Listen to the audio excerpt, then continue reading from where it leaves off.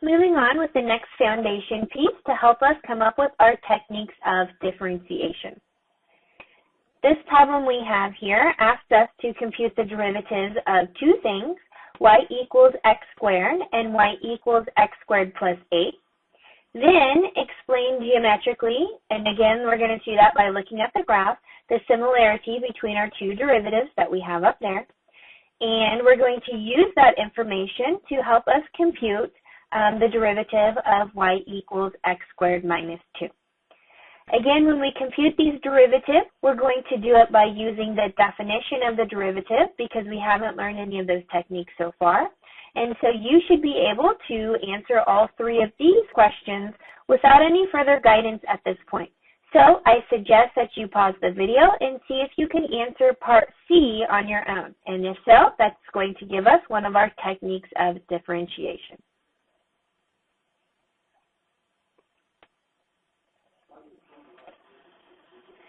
Okay, in part A, let's first focus on the derivative of the function y equals x squared. Again, I'm not going to walk you through all the steps because you should be able to do this on your own, but I will show you the work behind it in case you've made any mistakes.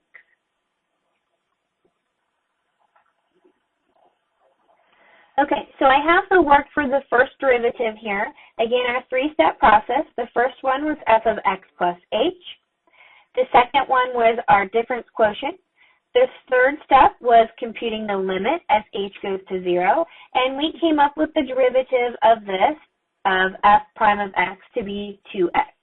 So now we're going to go ahead and do the work of the second equation, y equals x squared plus 8.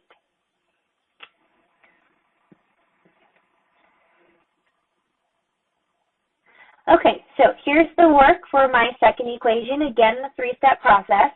The first, f of x plus h. The second, our difference quotient. The third piece is the limit as h goes to 0. And notice we come up with the derivative f prime of x is equal to 2x. So with both the first and the second function, when we computed the derivative of these, we got the same answer. F prime of x is equal to 2x.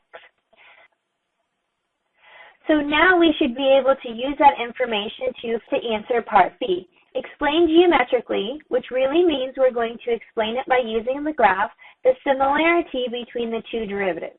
Now, we know that the derivatives are exactly the same, but we want to know why, and that's the situation that we have here. So our two equations was y equals x squared and y equals x squared plus 8. So our derivatives, or our dy dx, is equal to 2x in the first one, and also dy dx is equal to 2x in the second one. So why? Why is that the case?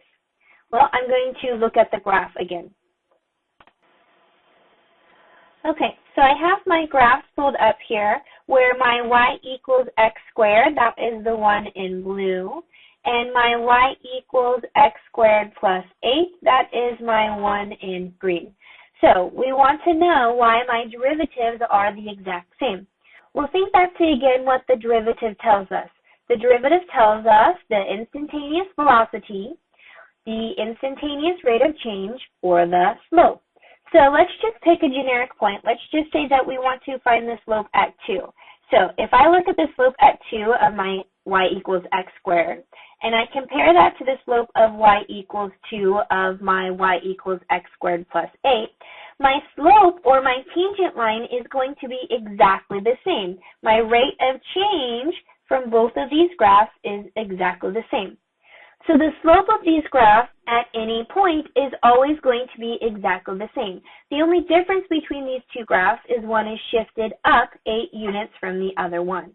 So it doesn't matter about the slope here because our slope will be identical, and it doesn't really matter where this graph is plotted when we're comparing it to the y-axis.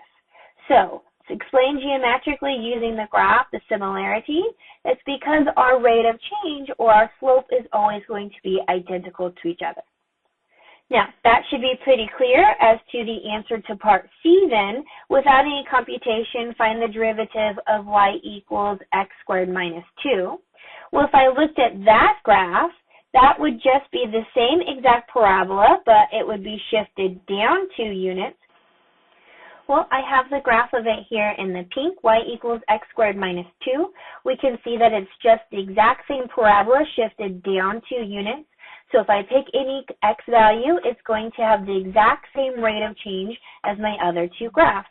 So if that's the case, then my derivative here, this dy dx, is going to be the exact same as the other 2 derivatives. My rate of change, or my slope at any given x value, is going to be 2x. So we can see that if our graphs are identical, just shifted up or down, that our slope or our rate of change is going to be identical at any x value on the graph.